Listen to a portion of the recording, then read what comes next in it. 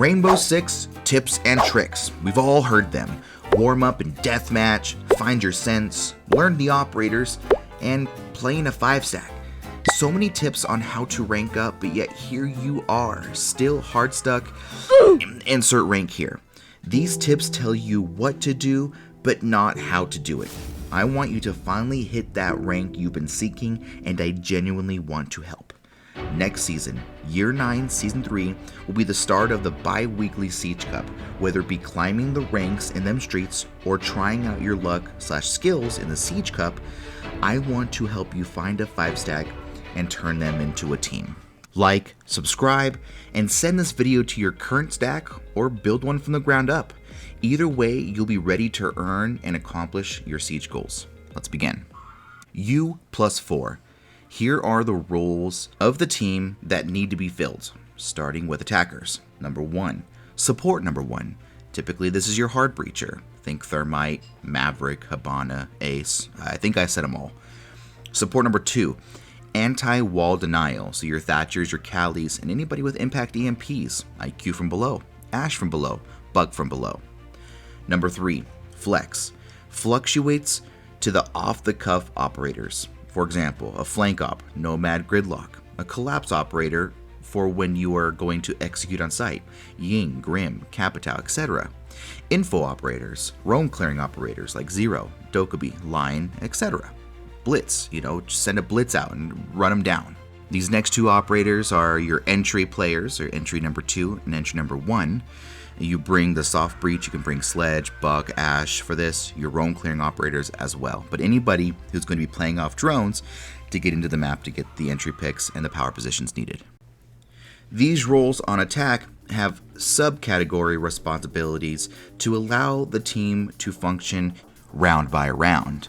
For example, and one of the biggest things you're going to focus on attack, is your support players are going to have the drones prepped and ready for the rooms that the entries are going to be going into. So if you want to take a bomb site that is across the map, you can go side over. So you can go from east to west, west to east, whatever it may be.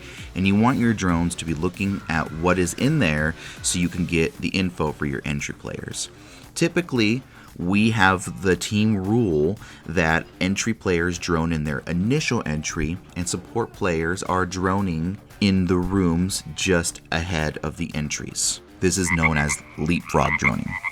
Whether you're doing a side overtake, a bottom up take, a direct take, you're going to want these drones set up for whatever the IGL is going to call. You're going to decide whether you're going to go after the roamers or you're going to ignore the roamers, take the power positions or the buffer rooms next to site, and drop flanks behind you. A lot of players in Siege, if you attack their roamers, I've noticed it's on attacking, if you kill one of their roamers or you put pressure on one of the roamers, people are going to get hungry in sight and they're going to come up from site or come down from site, whatever it may be. They're going to, drop the stairs or come down the stairs. And they're going to try to help their roamers. We call this like the come down or come up. So if you hunt down a roamer and you kill him, just be like, hey, watch the come up, watch the come downs, because people typically come and try to get frags. The whole attacking team has to agree and know the fact that they're either going to leave the roamer alone or deal with the roamer. Once you have gathered the power positions and buffer rooms, you've gotten map control, and you're near the bomb site, you're going to set up for collapse. Now, this is a very important rule on attack that you need to have. You're going to send the drones out into site, figure out where they're sitting in the rooms, what utility they have, and you're going to set up a quick and efficient collapse onto site. And that's why bringing a collapse operator like a Ying or a Grim or whomever to push in and try to gather either A bomb or B bomb. You only need one of the bomb sites, and that's where your utility comes in, your stuns, your smokes, to be able to get the plant down. Let's say one of your pushes fails on attack. You're going to need to try to counter what they're doing. Now, obviously, they won the room, so it's going to be locked off to the defense. They're going to be going to another room. But you keep in mind of the playstyle they just had. Did they have aggressive roamers? Did they tuck themselves in sight? Most of the time, if you play ranked, you're going to run into teams or just a group of 5 stacks that are going to play the same exact way every single time. It's really easy to counter depending on their level of aggression. You know, they took a lot of roamers that last round, we lost it, so let's go more direct and forget about the roamers. Vice versa, they gave us a lot of map control, we had to collapse on a site, we failed, so now you know that they're turtling up a little bit more, which means that the defensive team is just hunkering down in sight and sitting behind their util. One of the last rules I'm going to leave you with for attack is if you need somebody to do something. I need this done. I need a stun. I need something to burn the ADS. I need someone to watch my flank. There's the key word, someone.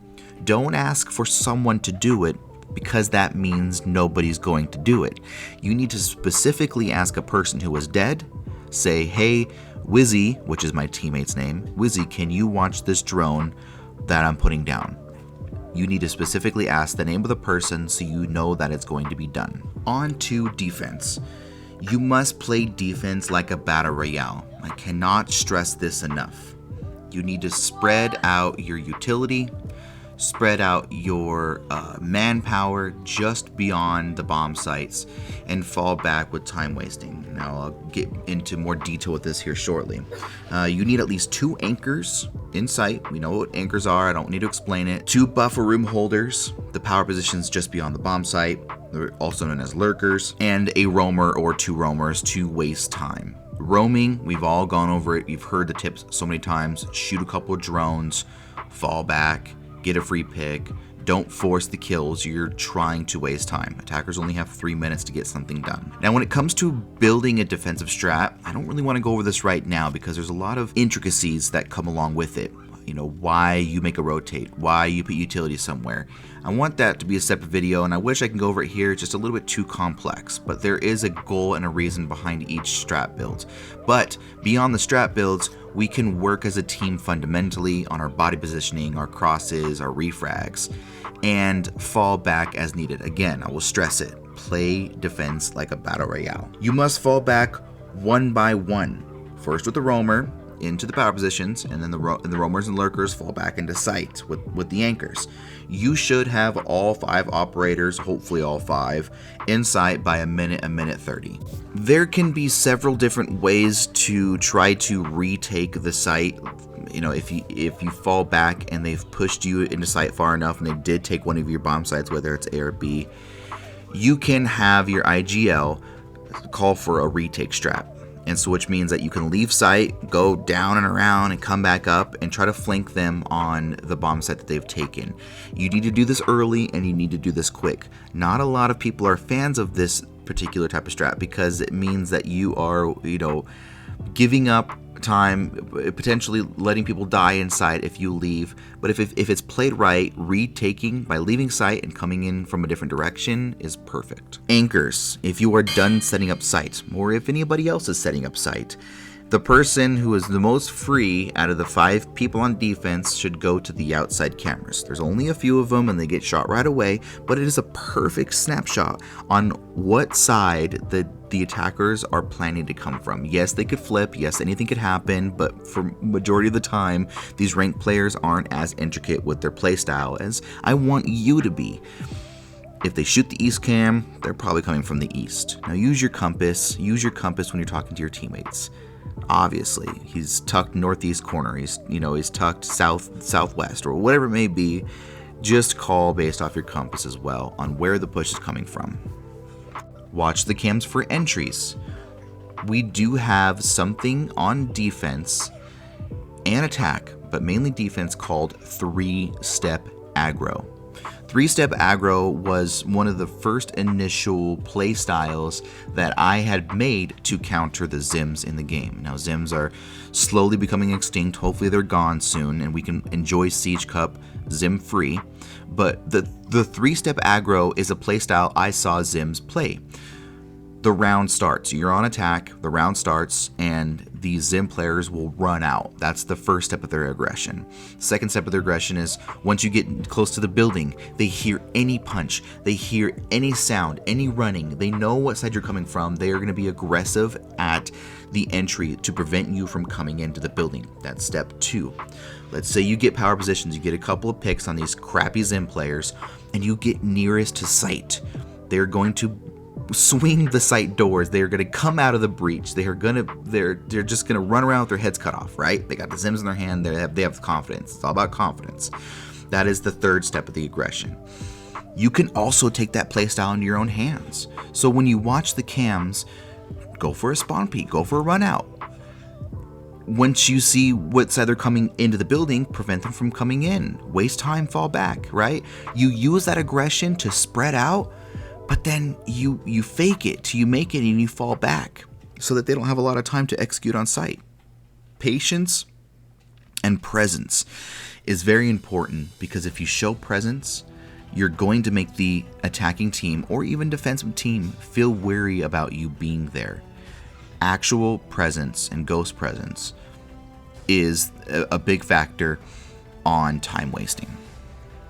So in managing all this, how you play attack, how you play defense, all the little tiny intricate rules that happen each round, you're gonna need to have somebody who has experience in all these calls. Now I do, and my team plays well off of it, and we do continually fix mistakes that I see in watch replay. So I go and watch replay, I say, how do we lose this round? Oh, you swung. Oh, you didn't hold across.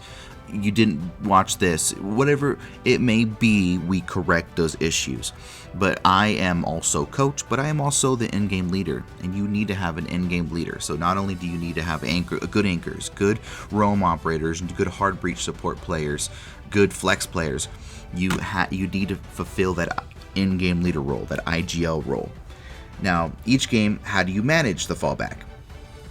You need to have the IGL oversees all of the game plans, body positioning, util usage, managing the speed and patience when needed.